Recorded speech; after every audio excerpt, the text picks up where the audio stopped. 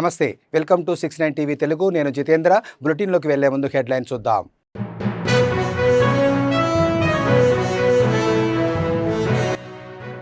బంజారాలకు మంత్రి పదవి ఇవ్వాలని రాష్ట్ర ప్రభుత్వానికి కేంద్ర అధిష్టానానికి విజ్ఞప్తి. All India tribal JAC Telangana రాష్ట్ర అధ్యక్షుడు సురేష్ నాయక్.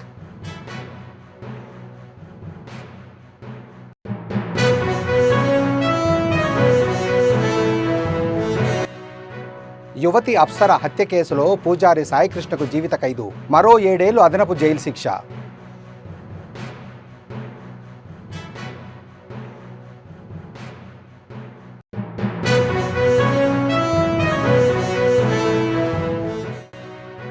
మల్కాజ్గిరి నియోజకవర్గ అభివృద్ధి కోసం బీఆర్ఎస్ పార్టీ అహర్నిశలు పనిచేస్తుందన్న బీఆర్ఎస్ నాయకులు.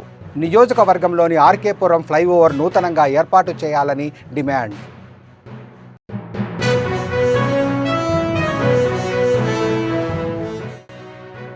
ఐటీ అడ్వాన్స్డ్ కోర్సుల్లో నైపుణ్యాభివృద్ధికి సిస్కోతో ఒప్పందం ద్వారా 50,000 మంది యువతకు డిజిటల్ ఐటీ నైపుణ్యాభివృద్ధి శిక్షణ.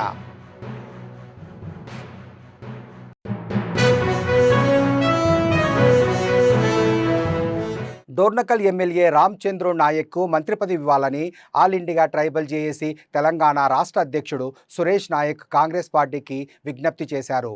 ఓయూలో మాట్లాడుతూ రాబోయే మంత్రివర్గ విస్తరణలో బంజారా బిడ్డలకు అవకాశం ఇవ్వాలని కోరారు. గత ఎన్నికల్లో బంజారాలో వన్ సైడ్గా కాంగ్రెస్ పార్టీకి సపోర్ట్ చేసి ఓటు వేసి అధికారంలోకి తీసుకురావడం జరిగిందన్నారు. బంజారాలకు మంత్రి పదవి రాలేదని కొంచెం నిరాశలో ఉన్నారని తెలిపారు. బంజారాలకు మంత్రి పదవి ఇవ్వాలని రాష్ట్ర ప్రభుత్వానికి కేంద్ర అధిష్టానానికి విజ్ఞప్తి చేస్తున్నామని అన్నారు.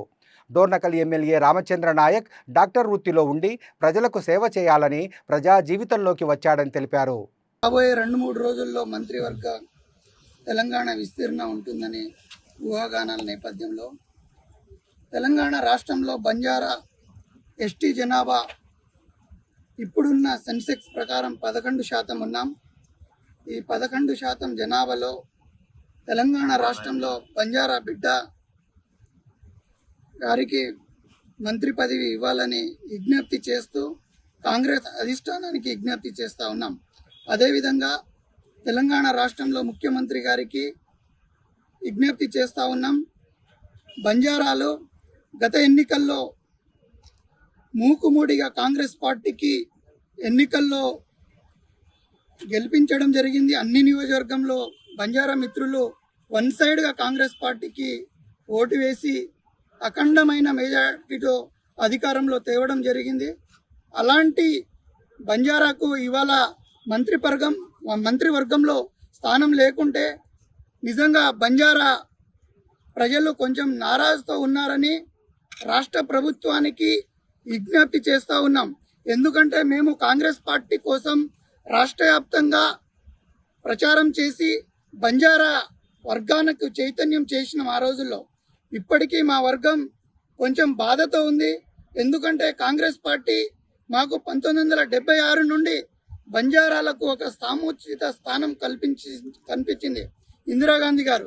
అలాంటిది ఈరోజు మేము మంత్రివర్గంలో లేకుంటే మా జనాభా కొంచెం ప్రభుత్వం పైన నారాజుగా ఉన్నట్టు మాకు అర్థమవుతుంది. అయితే ఇప్పుడు ఏం చెప్తున్నామంటే మేము కాంగ్రెస్ పార్టీ అధిష్టానానికి, ముఖ్యంగా రాహుల్ గాంధీ గారికి, తెలంగాణ ఇచ్చిన సోనియా అమ్మ గారికి విజ్ఞప్తి చేస్తూ ఉన్నాం.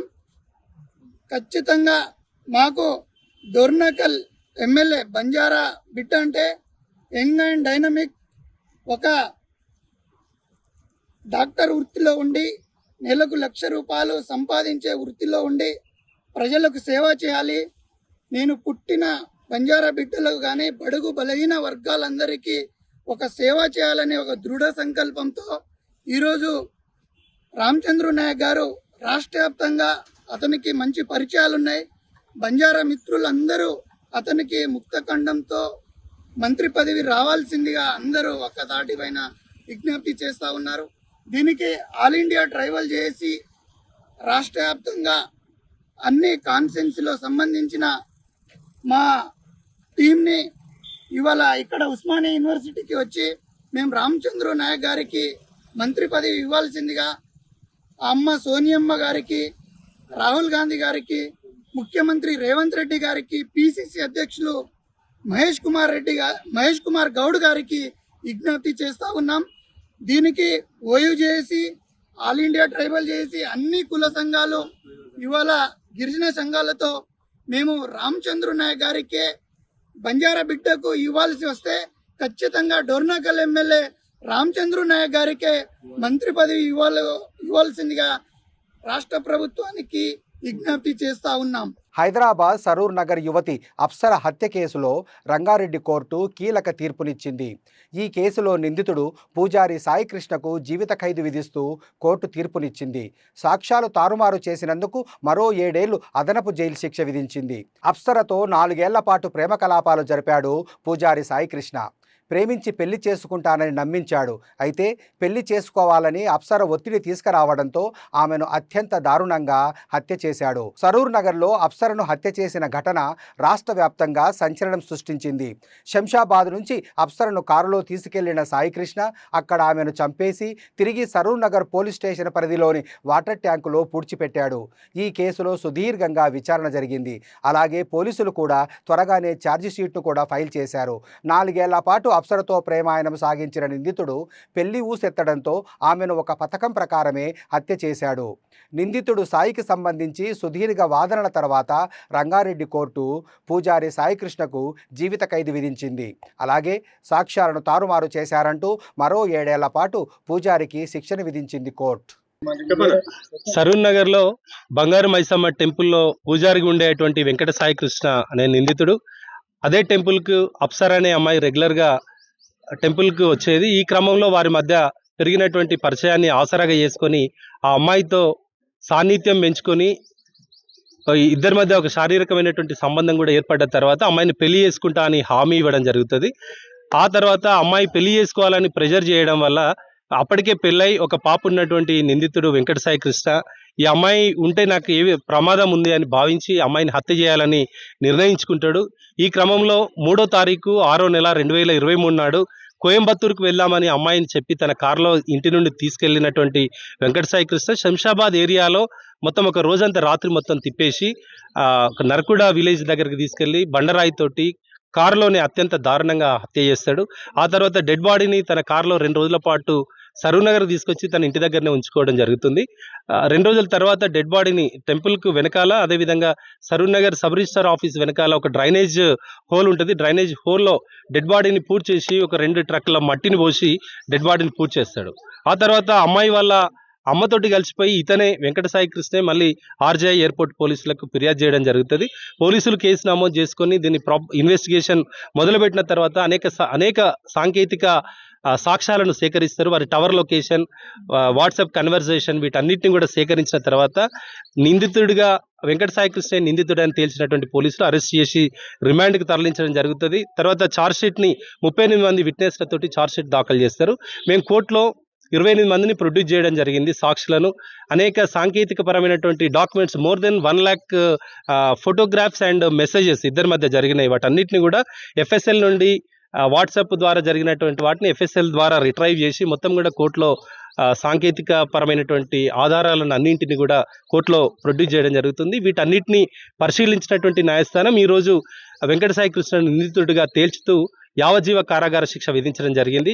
అదేవిధంగా సాక్ష్యాలను తారుమారు చేసేందుకు 7 సంవత్సరాల జైలు శిక్ష కూడా విధించడం జరిగి ఎవరైతే బాధిత కుటుంబం ఉందో మృతురాలు కుటుంబానికి 10 లక్షల రూపాయల నష్టపరిహారం కూడా చెల్లించాలని కోర్టు తీర్పులో పేర్కొంది. మల్కాజ్గిరి నియోజకవర్గ అభివృద్ధి కోసం బీఆర్ఎస్ పార్టీ అహర్నిశలు పనిచేస్తుందని బీఆర్ఎస్ నాయకులు విలేకరుల సమావేశంలో తెలిపారు.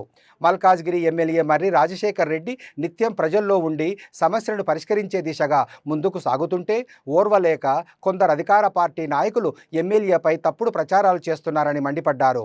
ఈ సందర్భంగా విలేకరుల సమావేశం ఏర్పాటు చేసిన టీఆర్ఎస్ నాయకులు మల్కాజ్గిరి నియోజకవర్గంలో ఇప్పటి వరకు జరిగిన అభివృద్ధి కార్యక్రమాలను వివరించారు. నియోజకవర్గంలోని ఆర్కేపురం ఫ్లైఓవర్ నూతనంగా ఏర్పాటు చేయాలని ఎమ్మెల్యే కోరగా దీనిపై ప్రభుత్వం స్పందించి వెంటనే నూతన ఫ్లైఓవర్ కోసం మార్గదర్శకాలను విడుదల చేసిందని, మల్కాజ్గిరి నియోజకవర్గంలో పలు రైల్వే క్రాసింగ్ వద్ద ఆర్యూబీ నిర్మాణం కోసం శాంక్షన్స్ చేయించామని తెలిపారు. మీరన్నిటికీ మీరే సాక్షులు. ఆయన దాన్ని అధిగమించి ఒక ప్రతిపక్ష పార్టీలో ఉన్న ఎమ్మెల్యేగా తనకు ఏదైతే ప్రచారంలో భాగంగా ప్రజల దగ్గరికి వెళ్ళినప్పుడు ఏ సమస్యలు వచ్చినాయి, వాటిని ఏ విధంగా మనం ముందుకు తీసుకోవాలి, దానికి ప్రయారిటీ ఏది, ఏ సమస్యను ముందు మనం ఎత్తుకోవాలి అనేది ఆయన ఎలక్షన్ తిరిగినప్పుడే ఒక బృందాన్ని ఏర్పాటు చేసుకొని కాలనీ వైజ్గా అక్కడున్న సమస్యలను రెకగ్నైజ్ చేసి ఆ కాలనీ వాసులతోటి స్థానిక కార్పొరేటర్లు, ఉద్యమకారులను, పార్టీ నాయకులను, డివిజన్ బాధ్యులను అందరినీ ఒక్కొక్కటిగా సమస్యను పరిష్కరించే ప్రయత్నంలో భాగంగానే ఇవన్నీ సమస్యలకు పరిష్కారం మొత్తం సమస్యలు పరిష్కారమైన అని చెప్పే విధంగా మేము చెప్పట్లేదు. కానీ మా ప్రయత్న లోపం ఎక్కడ లేకుండా ఖచ్చితంగా ఎమ్మెల్యే గారు ఆ ప్రయత్న లోపం లేకుండా తనతోటి సహకరించే విధంగా ఇలా ఏ విధమైన సహకారాలు అందుతూ ఉంది మల్కాజ్గిరిలో అధికారుల నుంచి కానీ ఆటంకాలు ఏర్పరిచే విధంగా ప్రయత్నాలు జరుగుతున్నా కూడా ఆయన సంకల్ప లోకాన్ని ఎక్కడ కూడా వెనక్కి తగ్గకుండా ఖచ్చితంగా ముందుకు పోయే ప్రయత్నం చేస్తూ ఉన్నారు. చూపించడానికి రెడీ ఉన్నాం. ఎందుకంటే ఇదే నిదర్శనం. మాకు రాజశేఖర రెడ్డి గారు డెవలప్మెంట్ చేపిస్తున్నాడు దానికి నిదర్శనం. ఆయన ఇచ్చిన లెటరేట్లు గత 15 నెలల నుండి ఇస్తున్న లెటరేట్ల మీదనే మనకి శాంక్షన్ కావడం జరిగింది. మరి ముఖ్యంగా మొన్ననే ఈ యొక్క ఆర్కే నగర్లో కొత్త రైల్వే స్టేషన్ ఏర్పాటు కావడం జరుగుతున్నది. దాన్ని కూడా ఆర్కే నగర్ అసోసియేషన్ వాళ్ళు మొన్న అన్నగారి దగ్గరికి వస్తే మళ్ళీ మేము అది అంటే ఎందుకంటే ఇవాళ దాని నామకరణము రాధాకృష్ణ, ఆర్కే నగర్ మీన్స్ రాధాకృష్ణ నగర్ అనే స్టేషను మల్కగిరిలో రావాలని మన ప్రతిపాదన, మల్కగిరి ప్రజలు కూడా ప్రతిపాదన. దాని మీదనే మొన్న ఏదైతే మన ఈయన ఎమ్మెల్యే గారి లెటరేట్ మీద మన చీఫ్ సెక్రటరీ అయిన దానకిషోర్ గారి దగ్గరికి పోయి కూడా ప్రతిపాదించడం జరిగింది. అది శాంక్షన్ కూడా అయింది. కేవలం మన ఈయన ఎవరు దానకిషోర్ గారు కమిషనర్ గారికి లెటర్ రాసి దీని నామకరణం మీన్స్ లెటర్లు అంటే స్పెల్లింగ్ కానీ 3 లాంగ్వేజ్లలో హిందీ, తెలుగు, ఇంగ్లీష్ ఇంకేమైనా లాంగ్వేజ్లు ఉంటే కూడా వాళ్ళు స్పెల్లింగ్స్ ఇస్తే నాయకులు కూడా అనడం జరిగింది. మనందరికీ తెలుసు, అడగందే అమ్మాయినా అన్నం పెట్టదు. ఇప్పుడు నా డివిజన్లో ఏ వర్క్స్ అవసరం ఉన్నాయి ఏంటి అనేది ఏ ఒక్క అధికారికి కూడా తెలీదు. మన డివిజన్లో ఏ వర్క్స్ అవసరమో కమిషనర్ గారికి అయితేనేమి, జోనల్ కమిషనర్కి అయితేనేమి, ప్రతి ఒక్క అధికారికి మన దగ్గర ఏ వర్క్స్ అవసరం ఉన్నాయో తీసుకెళ్తే కానీ వాళ్ళకి తెలియదు. కాబట్టి మేము మెమరాండమ్స్ ఇస్తూ వచ్చాము గత సంవత్సరాన్నర కాలంగా. దానికి ఫలితమే గత 2 నెలల్లో మాకు శాంక్షన్స్ ఇవ్వడం జరిగింది. కాన్స్టిట్యుయెన్సీ మొత్తంలో ఎస్ఎన్డిపి కింద ఒక 7 కోట్లు శాంక్షన్ అయ్యాయి. దాంట్లో భాగంగానే నా డివిజన్ అయిన గౌతమ్ నగర్లో చిన్మయ మార్గ్లో బాక్స్ ట్రైన్కి 1.5 రూపాయలు శాంక్షన్ ఇవ్వడం జరిగింది. అదేవిధంగా జిహెచ్ఎంసీ ఫండ్స్ మొత్తం కాన్స్టిట్యుయెన్సీ మొత్తంలో 13 కోట్లు ఇవ్వడం జరిగింది. దాంట్లో ఉన్నత విద్యను అభ్యసించే విద్యార్థుల్లో డిజిటల్ నైపుణ్య సామర్థ్యాన్ని పెంపొందించేలా సిస్కో వర్చువల్ విధానంలో నెట్ అకార్డ్ పోర్టల్ ద్వారా స్వీయ అభ్యసన, బోధకుల నేతృత్వంలో ఇండస్ట్రీ ఎక్స్పోజర్, ప్రాక్టికల్ ఎక్స్పీరియన్స్ కోర్సుల్లో శిక్షణ ఇస్తుంది. విద్యార్థులకు ఆయా సంస్థల డిమాండ్ ఆధారిత కోర్సుల్లో శిక్షణా కార్యక్రమాలను డిజైన్ చేస్తారు. మారుతున్న సాంకేతికతలకు అనుగుణంగా ముందస్తు అవసరాలకు సరిపడా సైబర్ సెక్యూరిటీ, డిజిటల్ నైపుణ్యాలను అభివృద్ధి చేయాలన్న ఏపీ ప్రభుత్వ లక్ష్యానికి అనుగుణంగా ఈ శిక్షణా కార్యక్రమాలు ఉంటాయి. స్వీయ అభ్యసన కోర్సుల్లో అవగాహన పెంచడం, విద్యార్థులను ప్రోత్సహించడం ముఖ్యోద్దేశం. వివిధ ప్రభుత్వ విభాగాల్లో అవసరాలకు అనుగుణంగా learner participation, competitions, faculty training, workshops నిర్వహణ వంటివి ఏపీఎస్ఎస్డిసి చేపడుతుంది. ఆయా కోర్సుల్లో విజయవంతంగా శిక్షణ పూర్తి చేసిన విద్యార్థులు, ఉద్యోగులకు సిస్కో సర్టిఫికెట్లను జారీ చేస్తుంది. ఏపీఎస్ఎస్డిసి ద్వారా విద్యార్థులకు వర్చువల్ ఇంటర్న్షిప్ ప్రోగ్రాంలను అందిస్తారు. ఐటీ కెరీర్లో యువతులకు మద్దతునిచ్చే ఉమెన్ ర్యాక్ ఐటీ అధునాతన టెక్నాలజీలో యువత విద్యార్థులకు మద్దతునిచ్చే find your self in the future వంటి ప్రోగ్రాములను సిస్కో సిఎస్ఆర్ నిధుల ద్వారా అందిస్తుంది. ఈ కార్యక్రమంలో నైపుణ్యాభివృద్ధి శిక్షణ విభాగం కార్యదర్శి Kona Sasidhar, AP skill development corporation MD CEO G Ganesh Kumar, APSSDC executive director K Dinesh Kumar, Cisco senior vice president global innovation officer doctor Diedrich, government affairs director Harish Krishnan, sales business development director K Vinod తదితరులు పాల్గొన్నారు.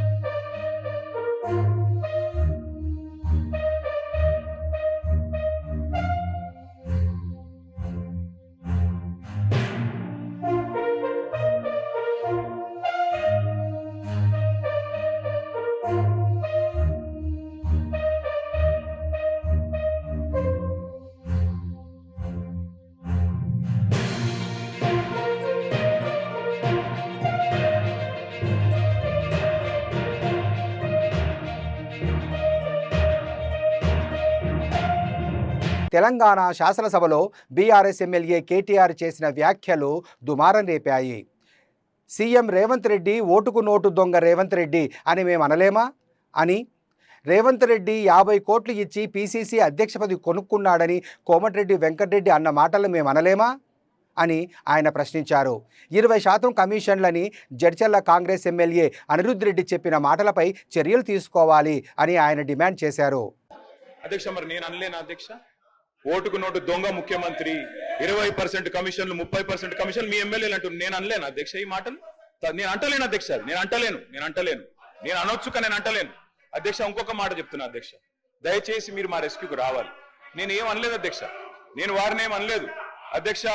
నేనేమన్నాను అధ్యక్ష, జడ్చర్ల శాసనసభ్యులు అనిరుద్ధ్ రెడ్డి గారు 30% కమిషన్ అని మాట్లాడినారు. దాని మీద చర్య తీసుకోమని రెవెన్యూ మినిస్టర్ గారిని అడిగాను. 20% కమిషన్ అని కాంట్రాక్టర్లు ధర్నా చేస్తున్నారు సెక్రటేరియట్ లో, చర్య తీసుకోమని అడిగినాను. మరి నేను అనొచ్చు కదా అధ్యక్ష, పిసిసి అధ్యక్ష పదవిని 50 కోట్లకు కొనుక్కున్నాడు రేవంత్ రెడ్డి అని చెప్పి కోమటిరెడ్డి వెంకటరెడ్డి అనొచ్చు కదా అధ్యక్ష. పాతబస్తీలో ఎంఐఎం ఆగడాలు సాగనివ్వకుండా అడ్డుకట్ట వేస్తామని బీజేపీ భాగ్యనగర జిల్లా నూతన అధ్యక్షుడు నిరంజన్ యాదవ్ అన్నారు. కుర్మగూడలో ఏర్పాటు చేసిన సమావేశంలో ఆయన మాట్లాడుతూ ఎంఐఎం నేతల కనుసన్నల్లో ప్రభుత్వము కొందరు అధికారులు వ్యవహరిస్తున్నారని ఆగ్రహం వ్యక్తం చేశారు. అభివృద్ధి పనుల్లో సైతం పక్షపాత ధోరణి అవలంబిస్తున్నారని ఆరోపించారు. ఉద్దేశపూర్వకంగా అభివృద్ధిని అడ్డుకుంటే బీజేపీ చూస్తూ ఊరుకోదని హెచ్చరించారు. రాబోయే గ్రేటర్ ఎన్నికల్లో పాతబస్తీలో అధిక డివిజన్లలో బీజేపీ జెండా ఎగరవేసేందుకు సమిష్టి కృషి చేస్తామని చెప్పారు. ప్రధాని మోదీ చేపడుతున్న ప్రభుత్వ పథకాలను ప్రజల్లోకి మరింతగా తీసుకువెళ్తామని చెప్పారు. కార్యక్రమంలో మాజీ కార్పొరేటర్ సహదేవ్ యాదవ్, నేతలు మహేష్, యుగంధర్, ప్రమోద్, నవీన్ తదితరులు పాల్గొన్నారు. భారత్ మాతాకి జై. అందరికీ నమస్కారం. ఈరోజు నేను భారతీయ జనతా పార్టీ జిల్లా అధ్యక్షుడిగా రాష్ట్ర పార్టీ నియామకం తర్వాత మీ అందరికీ కలవాలనే ఉద్దేశంతో ఈరోజు మీ ముందుకు వచ్చాను. నాతో పాటు పెద్దలు సహదేవ్ యాదవ్ గారు, ప్రాంతంలో పట మాజీ కార్పొరేటరు, సీనియర్ నాయకులు, అదే రకంగా అసెంబ్లీ యొక్క కన్వీనర్ వెంకటరెడ్డి గారు, అదే రకంగా ఈ యొక్క డివిజన్ అధ్యక్షులు యుగంధర్ గారు, ఎస్సీ మోర్చా అధ్యక్షులు రాజేష్ గారు, అదే రకంగా రైన్ బజార్ డివిజన్ అధ్యక్షులు ఈశ్వర్ యాదవ్, మిగతా మన దళిత మోర్చా నాయకుడు, అదే రకంగా సెన్సార్ బోర్డు మెంబర్ నాగరాజు గారు. భారతీయ జనతా పార్టీ ముందుగా కేంద్ర పార్టీకి నాకు ఈ యొక్క అవకాశం ఇచ్చినటువంటి పెద్దలందరికీ కూడా, అధ్యక్షులు కిషన్ రెడ్డి గారితో సహా సహకరించినటువంటి వారందరికీ కూడా నేను పేరు పేరున ధన్యవాదాలు తెలియజేస్తూ, మా జిల్లాలో నాకు ఈ యొక్క మరి పదవి రావడానికి సహకరించినటువంటి పెద్దలకు కూడా నేను ఈ సందర్భంగా ధన్యవాదాలు తెలియజేస్తూ, ముఖ్యంగా భారతీయ జనతా పార్టీ నరేంద్ర మోడీ గారి యొక్క ప్రభుత్వం ఈ దేశంలో పట్ల సబ్కా సాత్ సబ్కా వికాస్ అనే ఒక నినాదంతో దేశంలో ఉండేటువంటి అట్టడుగు వర్గాలను అభివృద్ధి పదంలో నడిపేయడానికి అహర్నిశలు పనిచేస్తా ఉన్నారు. భారతీయ జనతా పార్టీ యొక్క సిద్ధాంతంతో ముందుకెళ్లేటువంటి పార్టీ. భారతీయ జనతా పార్టీ అంత్యోదయ లక్ష్యం ఆధారంగా పనిచేసేటువంటి పార్టీ. ఈ దేశంలో ఉండేటువంటి అంతిమ వ్యక్తికి ప్రభుత్వ ఫలాలు అందినప్పుడు ఆ వ్యక్తి ఉన్నతి శిఖరాలకు చేరినప్పుడే ఈ దేశం అభివృద్ధి చెందుతుందనేటువంటి సంకల్పం దృక్పథం ఉన్నటువంటి పార్టీ భారతీయ జనతా పార్టీ. అందుకు అనుగుణంగా ఈ భాగ్యనగర్ జిల్లాలో కూడా భారతీయ జనతా పార్టీ యొక్క అభివృద్ధికి, భారతీయ జనతా పార్టీ యొక్క బలోపేతానికి అహర్నిశలు పనిచేస్తాం. నాతో పాటు ఉన్నటువంటి క్యాడర్ అంతా కూడా నా వెంట ఉండి పనిచేస్తుంది. అదే రకంగా ఇప్పుడు ఉండేటువంటి మరి 4 అసెంబ్లీలో సుమారుగా 27 మున్సిపల్ డివిజన్లో మేము కేవలం 4 డివిజన్లకు సీమితమై 4 కార్పొరేటర్లు ఈ భాగ్యనగర్ జిల్లాలో ఉన్నాం. కానీ రాబోయేటువంటి రోజుల్లో డీలిమిటేషన్ ఉండొచ్చు, లేకపోవచ్చు. అవన్నీ పక్కకు పెట్టి భారతీయ జనతా పార్టీ శ్రేణుల లోపల మరి నూతన ఉత్సాహంతో ముందుకెళ్ళి ఇంకా దాదాపుగా మేము 20 సీట్లు గెలిచేటువంటి ప్రయత్నం తప్పకుండా భారతీయ జనతా పార్టీ ద్వారా మేము చేస్తామని చెప్పి ఈ సందర్భంగా తెలియజేస్తాను. అదే రకంగా ఈ పాతనగరంలో మరి ఓటు బ్యాంకు రాజకీయం చేసేటువంటి ఒక రాజకీయ పార్టీ ఎంఐఎం పార్టీ కేవలం ఓటు బ్యాంకు రాజకీయంతో ఈ పాత నగరాన్ని హిందూ ముస్లింల మత విద్వేషాలు రెచ్చగొట్టి వారి యొక్క పబ్బాన్ని గడుపుకుంటున్నట్టు వస్తున్నటువంటి పరిస్థితి మీరు చూస్తా ఉన్నారు. ఈరోజు ముస్లింలు సైతం ఈరోజు భారతీయ జనతా పార్టీ నరేంద్ర మోడీ యొక్క ప్రభుత్వాన్ని, నరేంద్ర మోడీ యొక్క నాయకత్వాన్ని బలపరిచినటువంటి అనేక విషయాలు మనం చూస్తా ఉన్నాం పాత నగరంలో.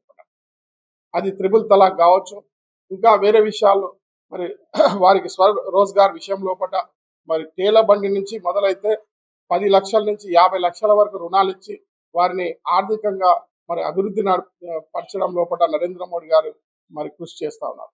ఈరోజు పాత నగరం లోపల ఓటు బ్యాంక్ రాజకీయం చేస్తూ ఒక్క అభివృద్ధి మరి పని లేకుండా ఈ పాత నగరాన్ని భ్రష్టు పట్టించినటువంటి మరి ఎంఐఎం పార్టీని భారతీయ జనతా పార్టీ రాబోయేటువంటి రోజుల్లో భూస్థాపితం చేస్తున్నటువంటి విషయం ఈ సందర్భంగా నేను తెలియజేస్తాను.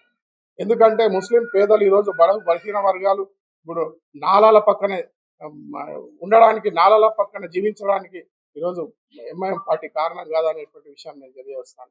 టేలా బండి మీద నడిపించేటోడు టేలా బండి పని చేస్తున్నాడు, రిక్షా పుల్లింగ్ చేసేటోళ్ళు వాళ్ళ పిల్లలు రిక్షా పుల్లింగ్ చేస్తారు, పంచర్లు చేసేటోళ్ళు వాళ్ళ పిల్లలు పంచర్లు చేస్తూ ఉన్నారు. ఈ రకంగా ఆటో నడిపించేట వాళ్ళు వాళ్ళ పిల్లలు ఆటో నడిపిస్తున్నారు. మరి ఎందుకు వాళ్ళని అభివృద్ధి పరచడంలో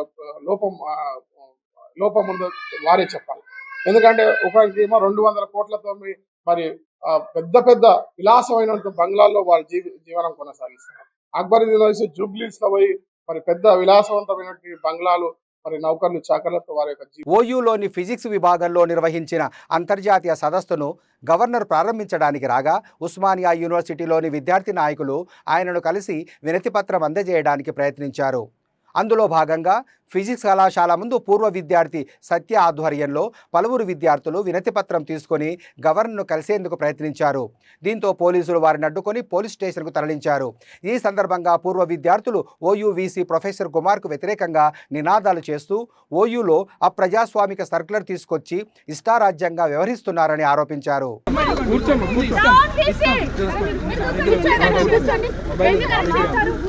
కూర్చోమ్మా, లోపలికి నువ్వు అవతలకి సరే ఇస్తారు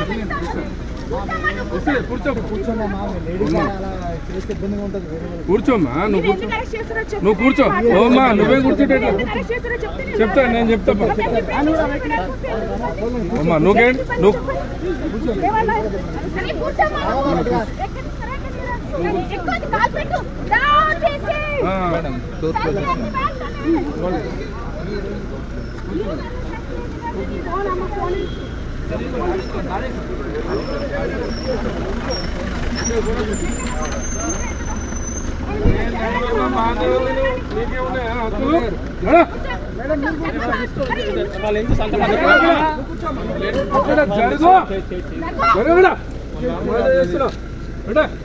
హైదరాబాద్ కేర్ మోడల్ హై స్కూల్లో అటల్ టింకరింగ్ సైన్స్ ల్యాబ్ను ప్రారంభించారు. ఈ సైన్స్ ఫెయిర్లో విద్యార్థులు టెక్నికల్ స్కిల్స్తో automations, smart bridge, battery vehicles, prevent accident వంటి పలు ప్రాజెక్టులు తయారు చేశారు. సునీత విలియమ్స్ స్పేస్కు వెళ్ళి వచ్చిన సంఘటనలను విద్యార్థుల కళ్ళకు కట్టినట్టు చూపించారు. ఇంటర్నేషనల్ స్పేస్ స్టేషన్లో ఆస్ట్రోనాట్స్ లైఫ్ ఎలా ఉంటుందో వివరించారు. టెక్నాలజీ మానవ జీవితంలో భాగమైందని, నూతన టెక్నాలజీని అందిపుచ్చుకొని భవిష్యత్తులో విద్యార్థులు రాణించాలని కేర్ మోడల్ హైస్కూల్ ప్రిన్సిపాల్ ఆవుల పద్మ అన్నారు. సాంకేతిక రంగంలో పిల్లలు సొంత ఆలోచనలతో కొత్త ఆవిష్కరణలతో ముందుకు సాగాలని పేర్కొన్నారు. పిల్లలకు అప్డేటెడ్ నాలెడ్జ్ ఇవ్వడమే తమ స్కూల్ లక్ష్యమని ప్రిన్సిపాల్ స్పష్టం చేశారు.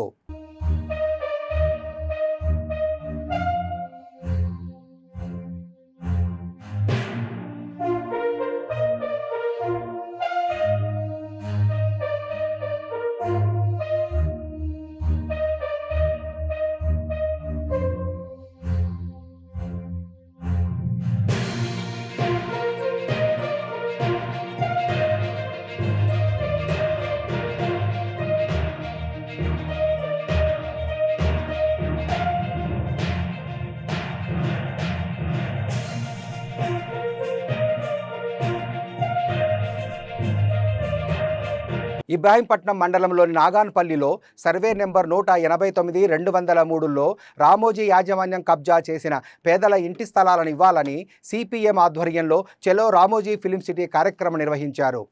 ఈ కార్యక్రమంలో పాల్గొన్న సిపిఎం రాష్ట్ర కార్యదర్శి జాన్ వెస్లీ పాల్గొని మాట్లాడారు. రామోజీ ఫిలిం సిటీ ఆధీనంలో ఉన్న ఇండ్ల స్థలాల భూములను పేదలకు ఇవ్వాలని ఆర్ఎఫ్సి ఇంటి స్థలాల కమిటీ ఆధ్వర్యంలో ముట్టడి కార్యక్రమం నిర్వహించారు. ఈ కార్యక్రమంలో ఫిలిం సిటీ గేట్లను తోసుకుంటూ లోపలికెళ్లిన 579 మంది లబ్ధిదారులు ప్రభుత్వం కేటాయించిన భూమిలో భీష్మించు కూర్చున్నారు.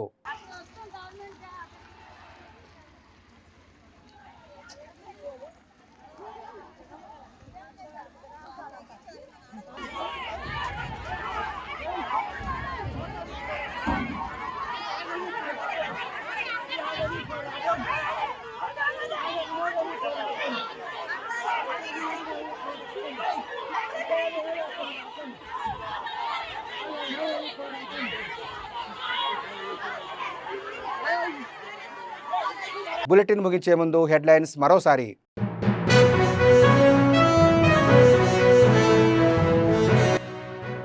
బంజారాలకు మంత్రి పదవి ఇవ్వాలని రాష్ట్ర ప్రభుత్వానికి కేంద్ర అధిష్టానానికి విజ్ఞప్తి. All India tribal JAC Telangana రాష్ట్ర అధ్యక్షుడు సురేష్ నాయక్.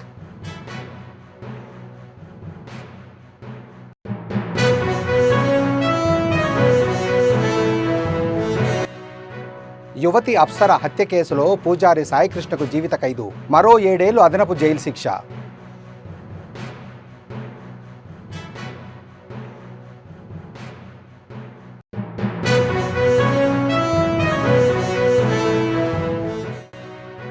మల్కాజ్గిరి నియోజకవర్గ అభివృద్ధి కోసం బీఆర్ఎస్ పార్టీ అహర్నిశలు పనిచేస్తుందన్న బీఆర్ఎస్ నాయకులు.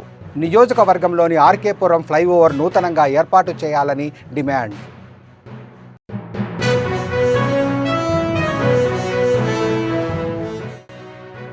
ఐటీ అడ్వాన్స్డ్ కోర్సుల్లో నైపుణ్యాభివృద్ధికి సిస్కోతో ఒప్పందం ద్వారా 50,000 మంది యువతకు డిజిటల్ ఐటీ నైపుణ్యాభివృద్ధి శిక్షణ.